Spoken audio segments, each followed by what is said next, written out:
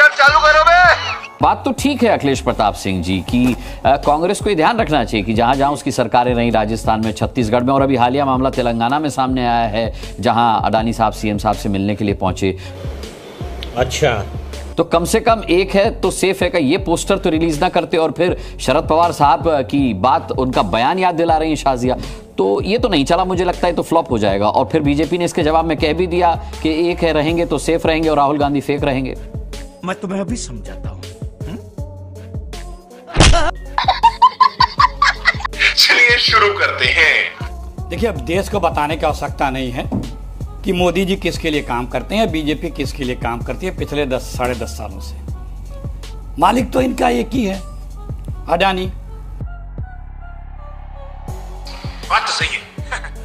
और कांग्रेस पार्टी और राहुल जी सभी लोगों ने बार बार यही कहा है कि मोनोपोली नहीं होनी चाहिए बिजनेस में। मोनोपोली पे आपत्ति है, सबको फेयर मौका मिलना चाहिए, हर इंडस्ट्रियलिस्ट को। मनमोहन सिंह से समय मिला और देश में सैकड़ों लोग अरबपति बिजनेस बढ़ा करके हिंदुस्तान को में बहुत बड़ा बिजनेस खड़ा किया, हमारी इकोनॉमी को मजबूत किया। लवणे ने भोजन की मर्यादा रखिए। आज भी जब हम बात करते हैं किसी अडानी की, तो उस तथ्य और उसके जो लाभ हानि कहिए या जो उसके गुण भी अवगुण के आधार पे हम कहते हैं।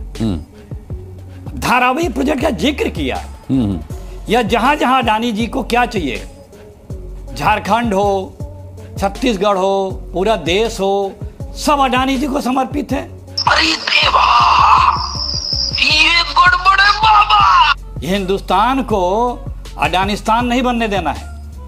बात यही है कि मोदी जी इस देश की जनता की फिक्र नहीं करते हैं। उनके लिए कानून बनेगा, चाहे कृषि कानून हो, चाहे हवाई जहाज का। अडानी जी प्रोडक्ट क्या बनाते हैं, क्या प्रोडक्ट बनाते हैं?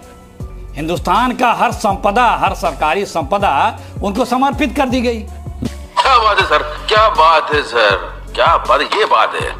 यही नहीं, अभी और सुनिए। इतने बड़े टाइकून बन गए।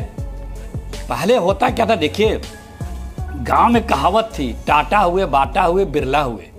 ये हम लोग छोटे थे तो इनका टाटा खेती किसानी से लेकर के खुरपी, फावड़ा, तसला, गईता, बाल्टी से लेकर के रेल के इंजन तक सब चीज बनाते थे। बात तो सही है। बाटा पहनने वाले से बनाते थे। बिरला जो हमारे समाज में दिनचर्या चीजें हैं, वो हमारे उपयोग की चीजों को सस्ते दामों पे बना करके उनकी विश्वसनीयता होती थी। इन जनाब की क्या है भाई, कौन सी चीज बनाते हैं ये कोई नहीं बता पाता है। और सरकार इनके इशारे पर रहती है।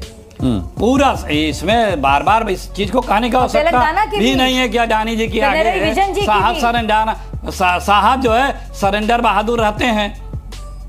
मैंने बहुत पहले कहा कि कोई बिजनेसमैन के गुण दोष के आधार पे हम उसकी समीक्षा करते हैं।